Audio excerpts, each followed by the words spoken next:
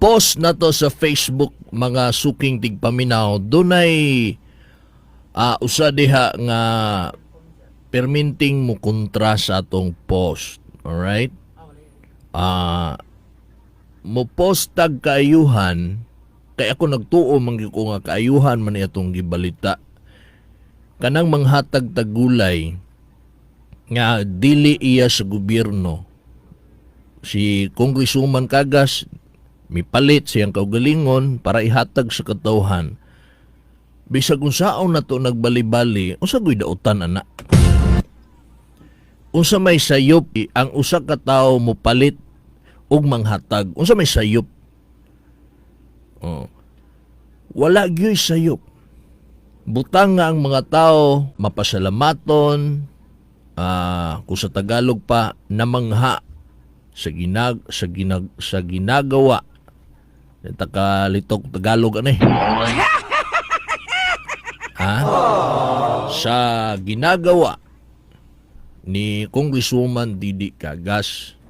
Pero nalang yoy usa nga perminting musupak sa kada post yun nako. Kung naglantaw man siya sa Facebook live karon kay kada post yun na to nagyud siya comment nga di yun maayo, mga issue na wala namang kabuluhan nga kontra sa administrasyon, especially to Congresswoman and Governor. Ginakuan yun niya. Ginadedma nako, wala nako siya gina-replyan. Dedma, kay nga naman, usa siya kadami account. Kung tinuod imo magipanulti, unya tinuod ka nga isog, dapat di ka magtakuban. Pagpaila. Ayaw pagtago sa dili imuhang dagway. Ayaw pagsuot og maskara. Kung tinuod niya ang kanang imong mga aligasyon, may ebidensya man kakaha, pagpaila. Kay para tubagon ka. Sa pagkakaroon ka ng imong mga aligasyon, pwede naman ang daghana kay kada, bisag kung sa'y post na to, musimang magkag-comment, lahi man ang imong comment. So dili na gusto ko na to tubagon, pero pagpaila sa kay para matarong na itong istorya.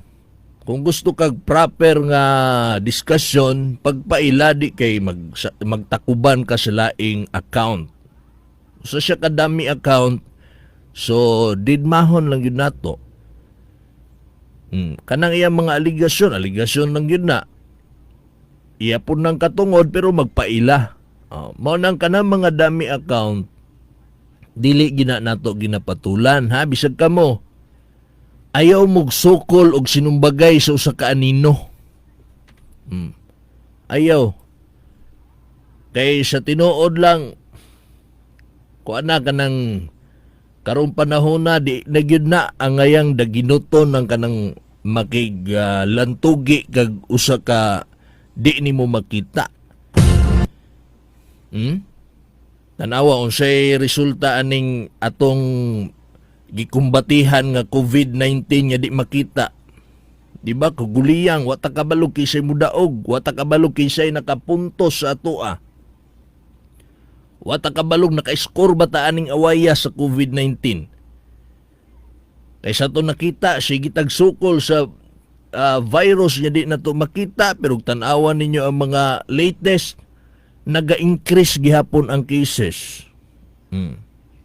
So ingana po na siya sa mga dami account. Ayaw ninyo patuli ang dami account kay di na sila makita. Ang ilahang identity naka-hide. Diba?